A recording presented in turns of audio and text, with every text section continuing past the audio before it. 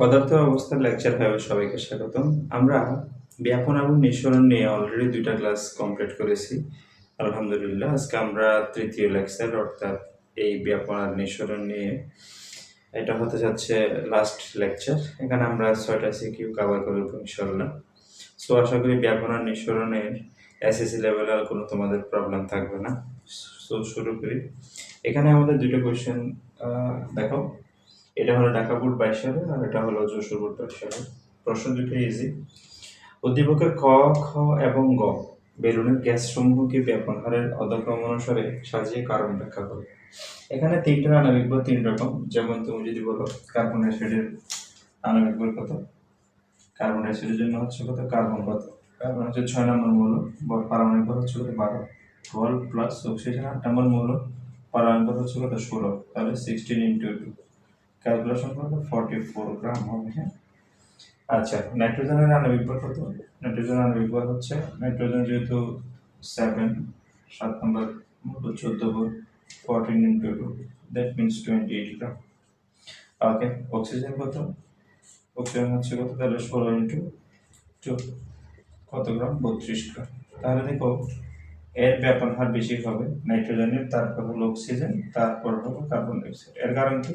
পারমাণবিক ভর যত বেশি হবে ব্যাপন হার তত কম হবে। সো অ্যাকচুয়ালি এটা আমরা তোমাদেরকে আমি জাস্ট বেসিকটা বুঝিয়ে দিচ্ছি।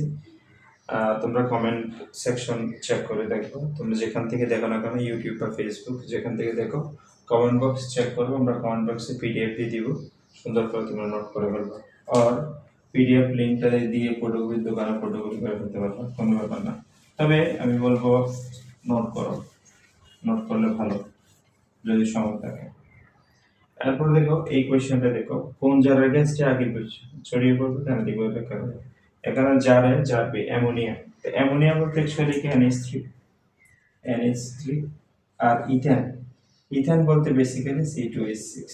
মনে রাখার উপায় বল, মিথেন, মিথেন হলে CH4, ইথেন যদি বলো C2H6, প্রোপেন বললে C3H8, এভাবে যাবে। ঠিক আছে, তো অ্যামোনিয়া পারমাণবিক ভর, আণবিক ভর এবং এখানে এক হবে না। NH3 এর জন্য আণবিক ভর হচ্ছে কত, নাইট্রোজেন 7 প্লাস 1 2 3, তাহলে কত হবে? 7 যেহেতু 14 হবে অ্যাকচুয়ালি 14। ওকে, তাহলে হবে 17 গ্রাম, 17 গ্রাম। আর আমাদের ইথেন C2H6, C2H6 এর জন্য হচ্ছে কত, 12 into 2 plus 1 into 6, so calculation করে 30 গ্রাম। তো বুঝতেই পারছো অ্যামোনিয়ার ব্যাপন হার অবশ্যই কি হবে, ইথেনের চেয়ে বেশি হবে, কারণ এই অ্যামোনিয়ার পারমাণবিক আণবিক ভর কম আর ইথেনের বেশি, রাইট? ওকে, সিজারের পদার্থটি কঠিন পদার্থ না হলেও এর ব্যাপন সম্পর্ক ব্যাখ্যা করো। তাহলে সির যে বিষয়টা একটু খেয়াল করো। আমরা জানি ব্যাপন কঠিন, তরল বা হেভিও 3টার জন্য হতে পারে। এখানে এই পদার্থটা হচ্ছে পটাশিয়াম পারম্যাঙ্গানেট। পটাশিয়াম পারম্যাঙ্গানেট এটা হচ্ছে অ্যাকচুয়ালি বেগুনি কালারের, এটা তোমার পাউডার জাতীয় পদার্থ।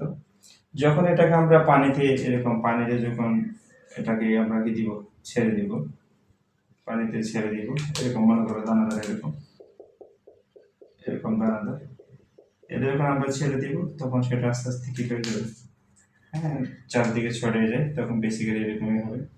এগুলো মনে করো পানির কণা হালকা বেগুনি কালারের দ্রবণ তৈরি করে, হালকা বেগুনি কালারের দ্রবণ কি করে চারদিকে ছড়িয়ে যায়, তাহলে এটার ব্যাপন সম্ভব, ব্যাপন সম্ভব। ঠিক আছে, সেম ওয়েতে পানিতে আমরা যখন লবণ বা চিনি এভাবে ঢেলে দিই তখনও কিন্তু ব্যাপন হয়, তবে রেটটা খুব স্লো হয়, কারণ পরিবর্তন রাসায়নিক আকর্ষণ বল অনেক বেশি, এই জন্য এদের ব্যাপন হারটা অনেক কম হয়। ঠিক আছে, 10 নম্বর প্রশ্নটা দেখো।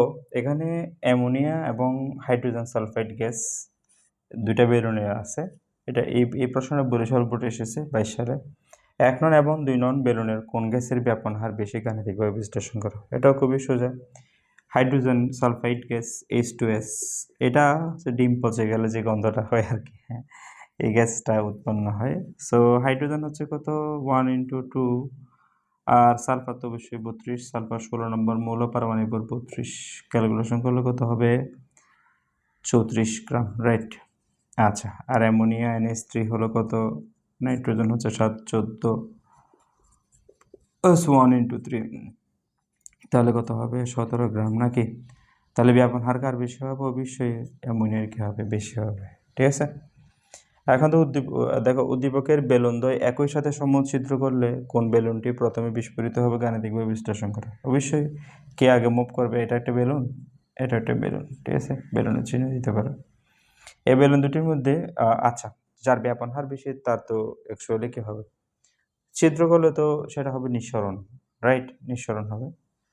তো নিঃসরণের ক্ষেত্রে আমরা বলবো যার ব্যাপন হার বেশি, অ্যাকচুয়ালি যার পারমাণবিক ভর কম তার ব্যাপন হার বেশি বা তার নিঃসরণ হার বেশি। তো ইথেন বলতে ইথেনের এই সংখ্যা হচ্ছে C2H6, রাইট? আর ইথিন যেহেতু বলছে C2H4। তোমরা যদিও যারা ক্লাস 9 আছে তাদের জন্য বুঝতে একটু কষ্ট হবে, বলতে সংকেতগুলো মনে রাখতে হবে। অথবা আমার প্লেলিস্ট আছে, তোমরা দেখো জীবাশ্ম জ্বালানি খনিজ সম্পদ ও জীবাশ্ম জ্বালানি চ্যাপ্টারটা দেখো, এখানে আমরা নামগুলো নিয়ে অনেক লেকচার আছে, দেখতে পারো। ঠিক আছে, সো ইথেন হলে কত হবে? C2H6। তো অবশ্যই জানি আমরা কার্বন হচ্ছে 12 Times 2 plus 1 Times 6, so calculation করলে 30 গ্রাম আসবে। আর C2H4 এর কত হবে?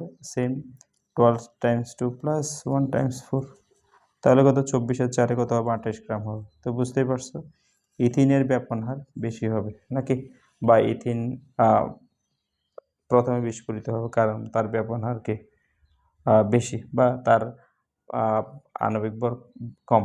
যার আণবিক ভর কম তার নিঃসরণ হার বা ব্যাপন হার বেশি। ঠিক আছে, 12 নম্বর প্রশ্নটা দেখো, এখানে জিঙ্ক সালফেট এবং উৎপন্ন হবে কোত্থেকে? দেখো জিঙ্ক এবং H2SO4, লঘু H2SO4 থেকে। সো যেমন দেখো এই দুইটা রিয়াকশান অ্যাকচুয়ালি তোমাদের একটু কনফিউজড করবে, সেটা হচ্ছে এরকম। যেমন এখানে জিঙ্ক আছে, লঘু H2SO4, তখন আমরা এটা হলো হবে অবশ্যই, সেটা হলো হাইড্রোজেন উৎপন্ন হবে, কারণ হাইড্রোজেনের চেয়ে জিঙ্কের সক্রিয়তা বেশি, সো এটা প্রতিস্থাপন বিক্রিয়া, হাইড্রোজেন উৎপন্ন হবে। এখানে দেখো এই বিষয়টা একটু দেখো, এখানে দেখো পানি উৎপন্ন হয়েছে, এই জিনিসটা কি? কঙ্ক বলতে অ্যাকচুয়ালি বোঝায় কনসেন্ট্রেটেড।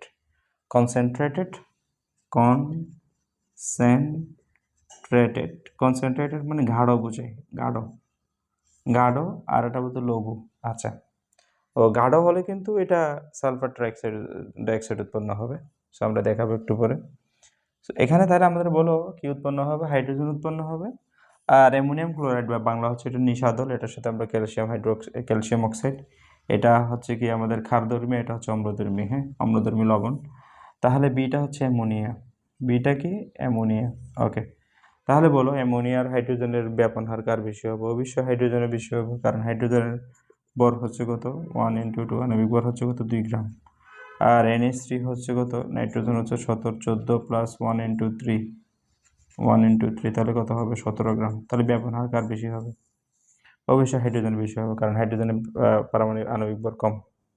ঠিক আছে, আচ্ছা, লাস্ট ওয়ান সেটা হলো আমরা এখানে এই এক্স এবং ওয়াই গ্যাস দুটির মধ্যে ব্যাপন হার কার বেশি হবে? তাহলে অবশ্যই এই এক্সটা হবে হাইড্রোজেন, রাইট? এই এক্সটা হবে হাইড্রোজেন, এটা কোনো প্রবলেম না। কিন্তু এখানে ওয়াই জিনিসটা কি? ওয়াই জিনিসটা একটু তোমরা কনফিউজড হয়ে যাবা। ওয়াইটা হলো এই রিয়াকশনটা একটু বুঝিয়ে দিই। Zinc solid plus H2SO4, H2SO4 যদি লঘু হয়, লঘু, তখন কিন্তু actually zinc sulphate plus hydrogen, এই হাইড্রোজেনে বের হয়ে যাবে।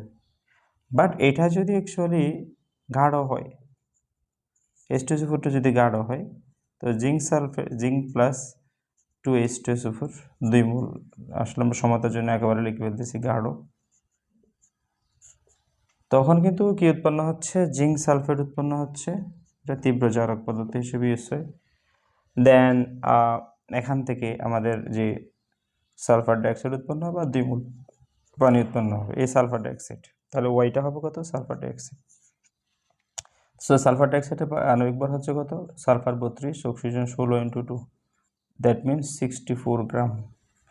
তো অবশ্যই এটা হচ্ছে এক্স বা হাইড্রোজেনের ব্যাপন হার অবশ্যই বেশি হবে, তাই না? আচ্ছা, সো আমরা ব্যাপন হার, ব্যাপন এবং নিঃসরণ নিয়ে আলহামদুলিল্লাহ প্রায় 13টার মতো সিকিউ তোমাদেরকে সলভ করে দিলাম। আশা করি এর চেয়ে বেশি সিকিউ আর দরকার নেই ব্যাপন আর নিঃসরণ নিয়ে। ওকে, সো আমরা লেকচার 5 পর্যন্ত কভার করেছি আলহামদুলিল্লাহ। আমরা অবশ্যই ইনশাল্লাহ এই চ্যাপ্টারটা পুরোটাই কভার করে দেবো একদম সিকিউ সহ, হ্যাঁ, সব কিছু একদম বেসিক থেকে শুরু করে।